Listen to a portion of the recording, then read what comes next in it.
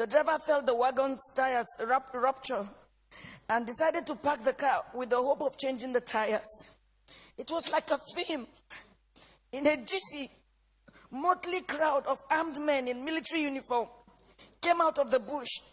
They fired at the boot of the car.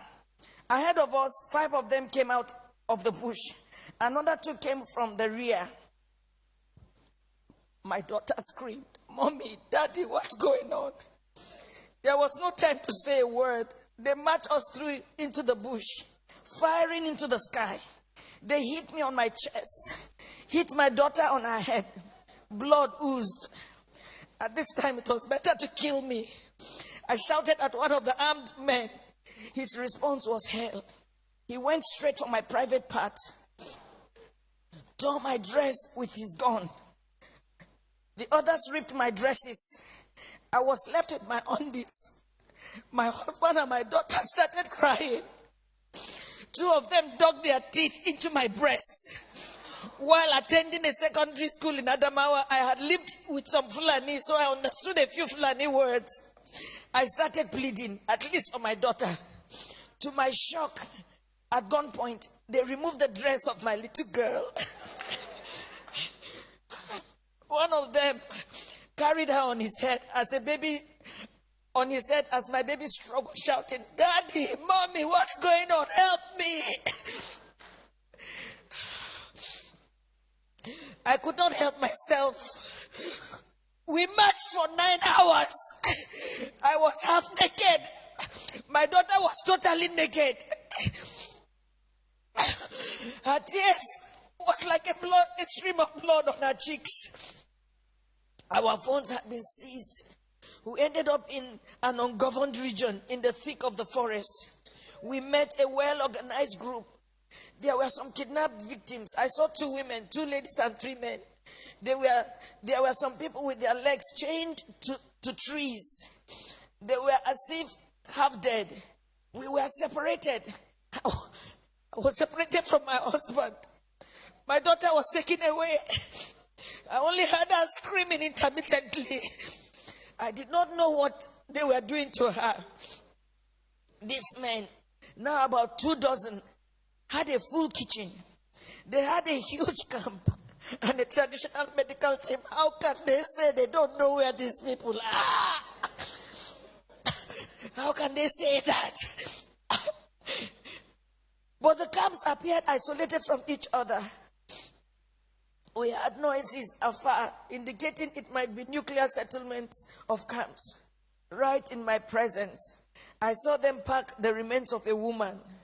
They took her and buried her a few meters away from us. She had tribal marks. I cannot describe the agony of 6 days in captivity in this little piece. I cannot talk about how they asked my husband to choose between myself being raped or his daughter being raped. My husband broke down in uncontrollable tears. One of them hit him saying, "Yoruba bastard, you dey cry, idiot." They now gave him an option that he should be raped by one homosexual among them. My husband, a devout Muslim. My husband is a devout Muslim. He told them that homosexual and rape of any kind was against Islam. They hit him with the butt of AK-47. What do you know about Islam? You can imagine, you are being asked to choose between being raped by a homosexual, your daughter just 9 years old, or your wife being raped. They gave the 4th option. If you fail to choose one, we would rape your daughter, rape you, the man, and rape me, the wife. I made myself the sacrificial lamb.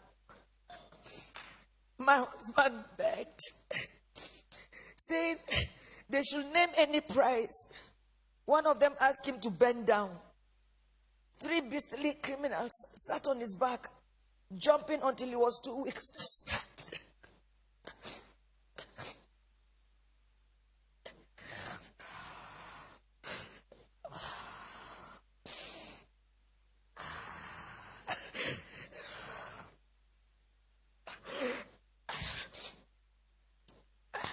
I was not allowed to put on any additional clothes. Imagine they rape you all night and they stop you from putting on any clothes for 24 hours.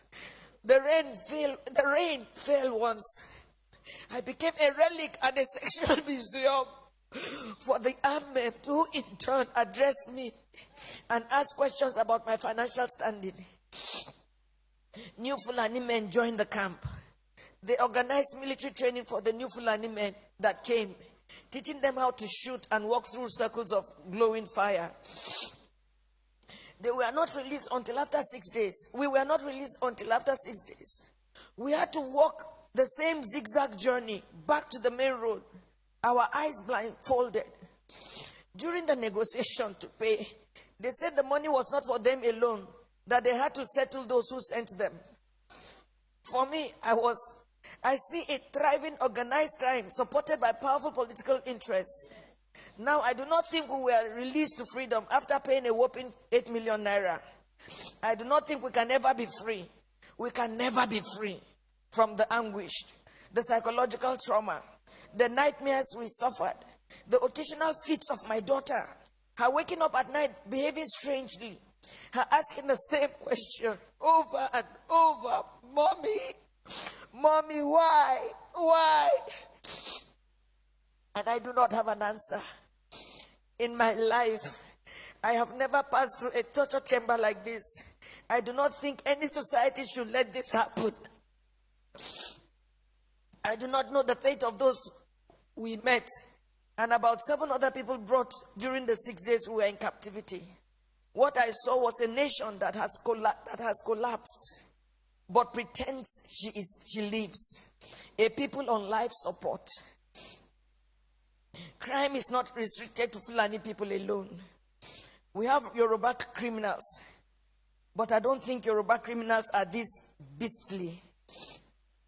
These elements are savages. I can't imagine Yoruba thieves going to Sokoto or Meduguri to kidnap Fulani people and keep them in their own bushes.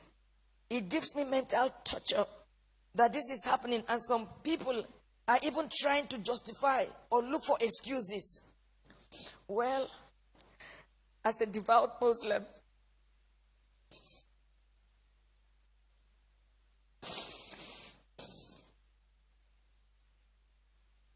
myself and my family have taken solace in Allah. Not the Nigerian police, not the army, not the government. We have taken our faith the way it came. This is supposed to be fate.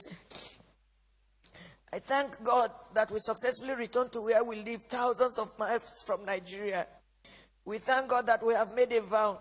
Never shall me, any of my children or husband in our lifetime visit Nigeria again. Our remains, anytime we die, will also not be buried in Nigeria. It was a suggestion my daughter made, which we all adopted. I pity the country. I pity her people who continuously walk like the living dead. I pity those who parade themselves as leaders because they know nothing about what is going on and the abyss the country is sunk already. I pity Yoruba people. Oh, I pity you. I pity my people. For me, the issue is not about President Buhari. Democracy can produce anything, even the worst in the society. What I worry about is the conspiracy of silence by the people themselves. The ignorance, the treachery, and the illusion that one day things will get better through another election. Since I was born in Nigeria, each year had led from bad to worse and on and on.